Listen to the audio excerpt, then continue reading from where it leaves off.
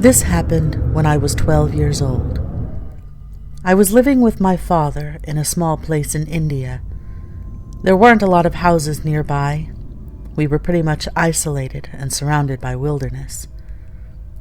One rainy night, me and my father were watching TV on the couch when we heard a knocking at the door. That was very odd, because not only we didn't have a lot of visitors, but it was nighttime. Anyway, my father got up and went to the door. I quickly followed him but stayed behind him. Before he opened the door, he asked who it was, and we heard a voice of a woman. She said she was just trying to find shelter from the rain and that she got lost in the woods. My father, being a good man that he is, decided to open the door. As he opens the door, we could start seeing the woman outside. She was soaking wet, and her clothes were torn apart. My father quickly told her to get in and found her some clothes to put on.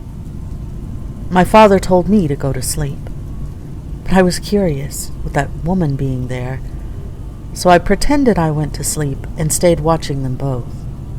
My father sat close to her and started speaking to her. He asked questions like what she was doing there at that time of the night, or if she was alone, but to no avail. Once she got inside and by the fire, she was just silent, facing the fire. A few minutes go by, and my father gave up on trying to speak to her.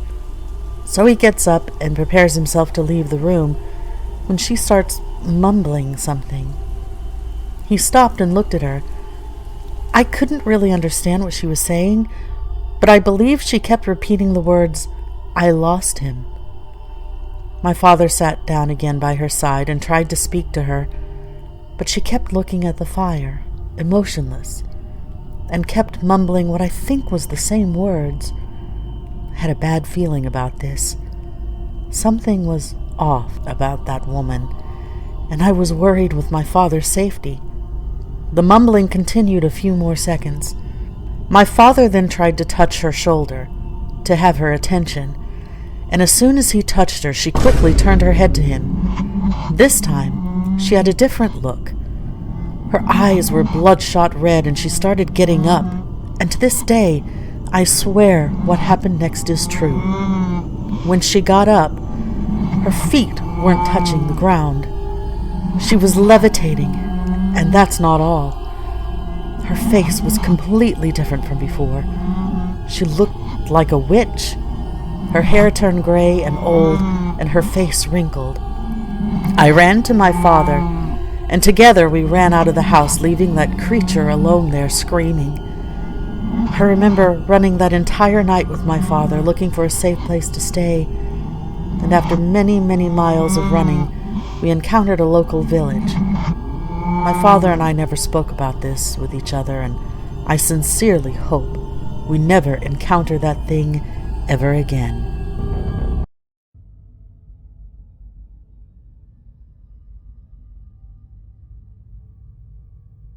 The Babysitter. During a cold and rainy night, a young woman named Gwen sits on the couch playing on her phone. She had spent the past several hours babysitting and hanging out with the young Henderson kids. Having babysat for the Hendersons so many times before, she's basically like family herself.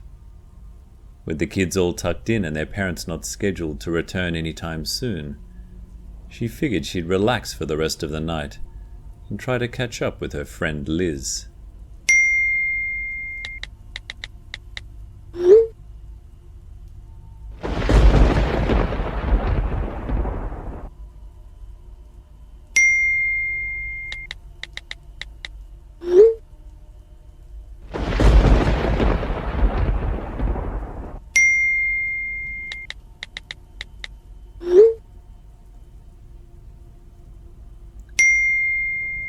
Just as Gwen is about to respond to her friend, she suddenly hears footsteps coming from upstairs. Those kids are really trying to test me tonight, she thinks to herself. Wanting to make sure the children aren't doing anything foolish, Gwen reluctantly gets off the comfy couch to corral whoever is still awake back to their bedroom. But as she checks their rooms, she finds that both children are sound asleep in their beds. Strange, Gwen tells herself. I guess the storm is making me hear things. Gwen happily returns to the comforts of the couch shortly after. Even though she had intended to text her friend back, she is momentarily transfixed by the storm going on outside. Suddenly, Gwen hears the bone-chilling scream of one of the Henderson kids. "Molly?" Gwen yells out. She quickly hops off the couch and runs up the flight of stairs. But when she opens Molly's door, she finds that the little girl's bed is empty. Gwen rushes to check on Danny, but he too has disappeared from his bed. In the midst of her panic, she had failed to notice just how wet the floors were, and it isn't until she almost slips that she finally sees the trail of shoe prints everywhere. "What the hell?" Gwen says to herself. But her confusion quickly turns to horror when she realizes that the shoe prints look like they belong to an adult. And it's just at that moment that Gwen sees somebody in a black raincoat standing at the doorway of one of the bedrooms down the hall. She is terrified, and she looks directly into a pair of eyes that are staring back at her through the holes of a mask. Without warning, the intruder sprints right towards her. Gwen screams. She quickly runs inside the bedroom, closing and locking the door behind her. She backs away as the intruder starts to forcefully kick the door. Without wasting a moment, Gwen makes her way into the bathroom that connects the two bedrooms. And just as she shuts the bathroom door, she hears the bedroom door burst open. Gwen realizes she has to make her way downstairs to where her phone is. She had foolishly left it on the couch when she initially thought Molly's scream was about something more benign. Never would she have imagined being caught in such a grave situation. Soon, the intruder begins to kick at the bathroom door as well. Gwen rushes into Molly's bedroom, closing and locking the door behind her. With the intruder still occupied, Gwen figures it's her best opportunity to make a run for it. She dashes right out of Molly's bedroom and makes her way to the stairs. But the intruder is right behind her. Before she can even reach the top step, the intruder grabs her. Thinking quickly, she reaches for a vase and smashes it right on the intruder's head. The blow causes the intruder to stumble backwards. Unfortunately, Gwen is taken down with him. They struggle on the ground as Gwen tries her best to break free from the maniac's grasp, but it seems to be futile as he's just so much stronger. It isn't too long before he's able to overpower Gwen. With his fingers wrapped around her throat, he begins to choke her. Feeling her consciousness start to escape, she desperately grabs one of the broken pieces of the vase. With one strong stab, Gwen sinks the shard into the side of the intruder's neck. He lets out a scream as he rolls off Gwen. Succeeding in getting the maniac off, Gwen crawls towards the stairs, but just as she gets up to run, the maniac once again gets a hold of her. Infuriated, the maniac picks up Gwen and throws her over the railing. Gwen screams as she falls. Her body crashes onto the floor below. Just as she is about to lose consciousness, she sees the maniac staring down at her from above the railing. Her eyes soon slowly close as she slips into darkness. Moments later, Gwen's eyes open as she regains consciousness. Other than the severe pain in her head and dizziness, she seems to have avoided any other serious injuries. She has no idea how long she's been unconscious, but she realizes it doesn't matter. She has to prepare herself for another attack. Gwen surveys her surroundings, knowing that the maniac could be anywhere. Fortunately for her, there, right by a closet wall, she spots one of the kids' baseball bats. She quickly grabs it. Despite still being a little disoriented, she manages to get up from the ground to ready herself. Suddenly, the maniac emerges from the shadows and darts right towards her. Without hesitation, Gwen swings the bat with all her might. It connects right on the maniac's temple, creating a thunderous sound. The maniac falls to the floor right onto his back. Thinking this might be her only chance, Gwen doesn't hesitate. She begins to violently pummel the maniac with the bat. The sound of bones breaking and blood splattering follow after every strike. Pretty soon, the maniac stops moving. Gwen lets out a scream that is a combination of rage and relief as she stares down at the fallen intruder. With her adrenaline still pumping, she decides to unmask him, curious to know his identity. But right after she lifts the mask off, a lightning bolt of shock and horror shoots up her body. There, staring back up at her, with lifeless eyes, is 8-year-old Molly.